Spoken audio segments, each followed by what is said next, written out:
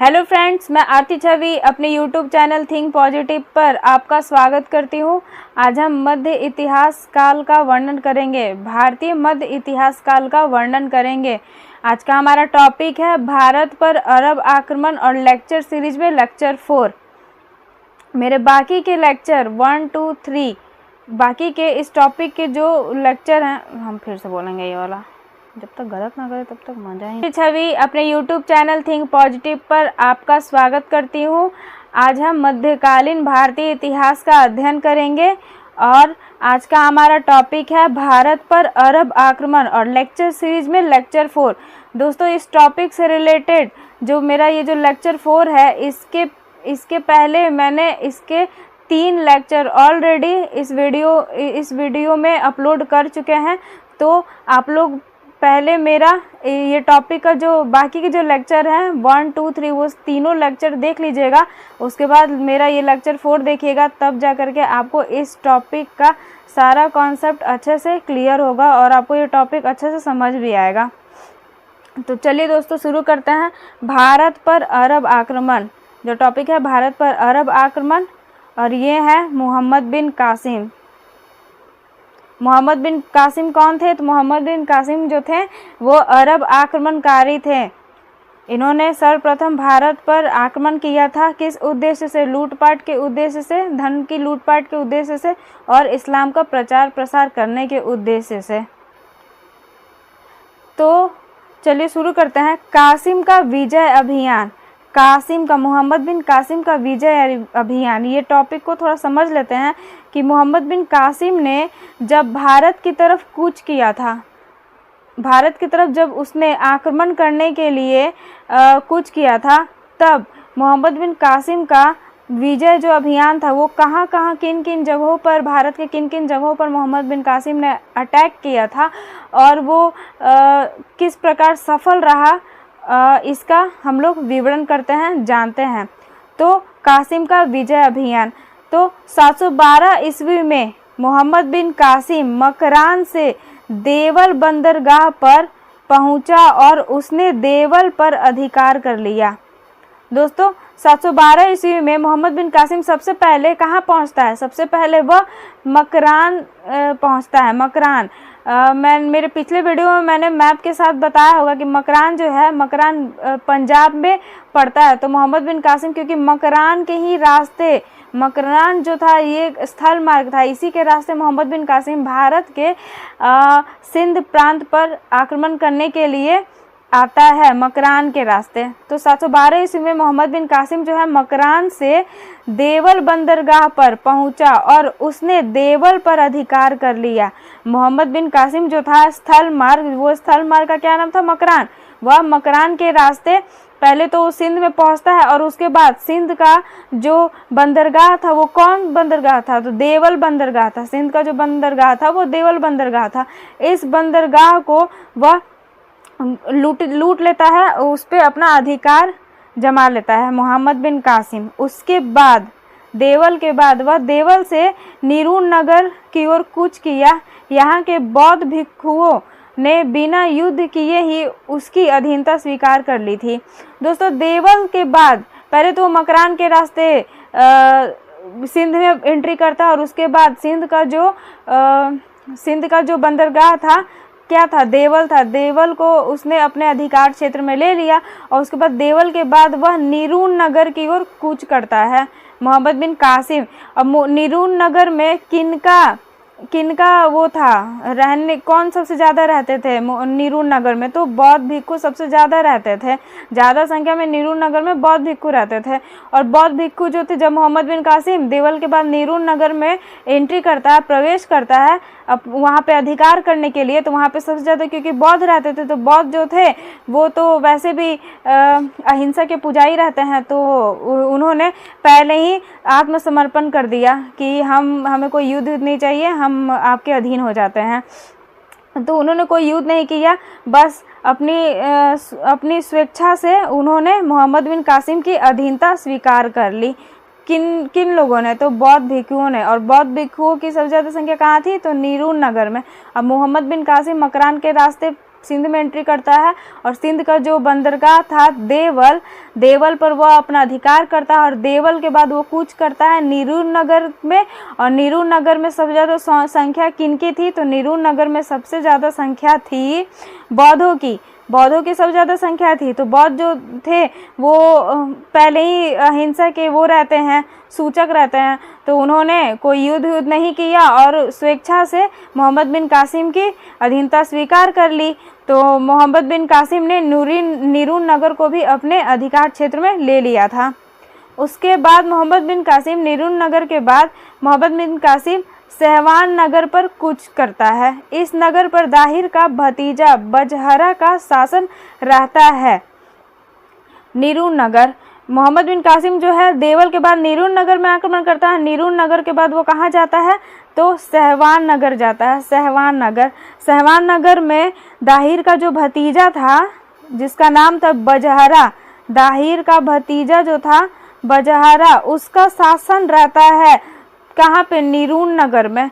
तो जो बजहरा था ये जब सुनता है कि मोहम्मद बिन कासिम जो है वो मतलब कि सहवान नगर में घुस गया है आक्रमण करने के लिए, तो दाहिर का जो भतीजा था बजहरा ये भागकर कहाँ चल जाता है? ये भागकर बुधिया चल जाता है।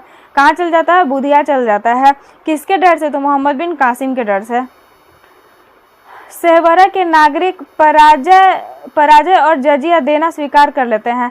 जब मोहम्मद बिन कासिम सहवरा पहुंचता है तो वहाँ के जो नागरिक थे वो स्वेच्छा से पहले तो पराजय स्वीकार कर लेते हैं और उसके बाद मोहम्मद बिन कासिम को जजिया देना स्वीकार कर लेते हैं। उसके बाद मोहम्मद बिन कासिम सहवरा के बाद मोहम्मद बिन कासिम कहाँ जाता है? बुधिया जाता है। सहवरा के बाद मोहम्मद बिन कासिम बुधिया के जाटों पर हमला करता है क्योंकि ये लोग बजहरा को शरण दिए होते हैं। यहाँ जाटों का मुखिया कासिम से मिल जाता है। तो इसको मैं क्लियर कर देती हूँ, ये जो सेंटेंस है ये मैं आप लोग क्लियर कर देती हूँ। हाँ, तो सबसे पहले जब मोहम्मद बिन कासिम सहवरा जाता है तो सहवरा पे किसका शासन था? सहवरा पे उस टाइम शासन था दाहिर का भतीजा बजहरा का। तो बजहरा तो पहले ही भाग जाता है मोहम्मद बिन कासिम के आने के डर से। और बजहरा कहाँ भाग करके जाता है सहवरा से? तो बुधिया जा कर के शरण ले लेता है। ये कौन? बजहरा सहवरा से भाग जाता है बुधिया और बुधिया में जाकर के शरण ले लेता है। किसके डर से? तो अरब आक्रमणकारी मोहम्मद बिन कासिम के डर से। और बुधिया में कौन सबसे ज़्यादा रहते थे अत्यधिक मात्रा में? तो जाट रहते थे। बुधिया में जाट रहते थे। तो मोहम्मद बिन कासिम बुधिया के जाटों पर हमला करता है। ऐसे तो मोहम्मद बिन कासिम का उद्देश्य था ही अपना जो है साम्राज्य विस्तार करने का, लेकिन वो खुन्नस खा करके मतलब बुधिया पर इसलिए अटैक करता है, बुधिया के जाटों पर इसलिए अटैक करता है क्योंकि बुधिया के जाट जो थे ना उन्होंने दाहिर के भतीजे बजहरा को शरण दिया था। दाहिर के भतीजे बजहरा को शरण दिया था। मैंने आपको बताया ना कि मोहम्मद बिन कासिम जो है सहवरा पे जाता है और सहवरा पे दाहिर का जो भतीजा था बजहरा उसका शासन था, लेकिन बजहरा जो था मोहम्मद बिन कासिम के डर से भाग के आ जाता है बुधिया। अब बुधिया में जाटों ने उसे संरक्षण दे दिया था, जिस पर खुन्नस खा करके मोहम्मद बिन कासिम ने बुधिया पर जानबूझ करके और गुस्से में अटैक किया था। किन पर? जाटों पर कि इन्होंने क्यों बजहरों को शरण दिया था। तो ये उसका गुस्सा था। यहाँ जाटों का मुखिया जो था बुधिया में, जाटों का जो मुखिया था वो था मुखिया काक था। वो कासिम से जो है मिल जाता है। बुधिया में जो जाट रहते थे उसका जो मुखिया था वो काक था, उसका नाम काक था। वो क्या था? वो मोहम्मद बिन कासिम से मिल जाता है उसका हेल्प करने के लिए। कासिम सिंध नदी को पार करने के लिए नाव का पुल बनाता है। मोहम्मद बिन कासिम जो है सिंध नदी को पार करने के लिए नाव का पुल बनाता है। यह देखकर दाहिर भयभीत होकर रावण में शरण ले लेता है और बाद में दोनों में युद्ध होता है जिसमें दाहिर मारा जाता है।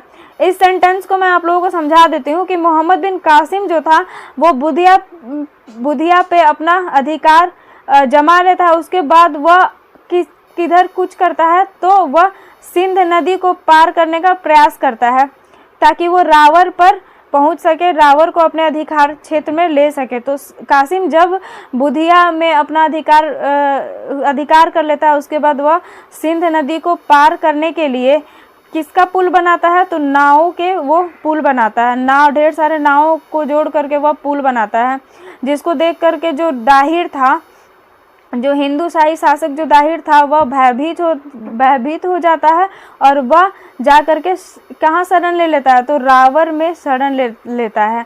दाहिर भाग करके कहाँ चला जाता है, तो रावर में, वहाँ जा करके शरण ले लेता है। और बाद में दाहिर और मोहम्मद बिन कासिम में बहुत ज़्यादा घनघोर युद्ध होता है, जिसमें दाहिर हार जाता है। रावर में दाहिर की जो विधवा रानी थी, वो उसका नाम था रानी बाई। क्या नाम था, रानी बाई। रानी बाई जो है वो वीरता पूर्वक मोहम्मद बिन कासिम का सामना करती है, किंतु सफल नहीं होती है।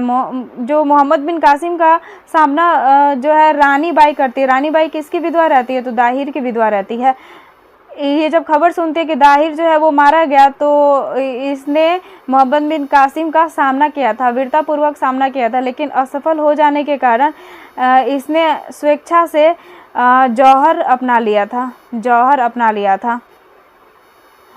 रावर से मोहम्मद बिन कासिम ब्राह्मणवाद की ओर कूच करता है। कहाँ कूच करता है, ब्राह्मणवाद की ओर कूच करता है। रावर पर अधिकार करने के बाद मोहम्मद बिन कासिम अब ब्राह्मणवाद की ओर कूच करता है। यहाँ दाहिर का पुत्र जयसिंह आत्मसमर्पण और बाद में मुस्लिम धर्म स्वीकार कर लेता है। मोहम्मद बिन कासिम जब ब्राह्मणवाद पहुँचता है, तो यहाँ पर किसका शासन था, दाहिर का पुत्र जयसिंह का शासन था। ब्राह्मणवाद पर दाहिर का पुत्र जयसिंह का शासन था। तो जब वो खबर सुनता है कि मोहम्मद बिन कासिम ब्राह्मणवाद पर भी आक्रमण करने के उद्देश्य से आ पहुंचा है, तो दाहिर का जो पुत्र था जयसिंह, वो पहले ही डर से आत्मसमर्पण कर देता है। और साथ ही एक तो उसने अधीनता स्वीकार कर ली, और प्लस उसने मुस्लिम धर्म को स्वीकार भी कर लिया था। किसने स्वीकार कर लिया था, तो जयसिंह ने स्वीकार कर लिया था, वो भी स्वेच्छा से। उसके बाद ब्राह्मणवाद के बाद मोहम्मद बिन कासिम सिंध की राजधानी अरोरा पर अधिकार कर लेता है। यहाँ पे मैं समझा देती हूँ कि सिंध की राजधानी जो थी उस समय क्या थी, अरोरा थी। इसको याद कर लीजिएगा या फिर कहीं नोट कर लीजिएगा। ब्राह्मणवाद के बाद मोहम्मद बिन कासिम सिंध की राजधानी की ओर अधिकार कर लेता है। इस प्रकार पूरे सिंध पर अरब का नियंत्रण स्थापित हो जाता है।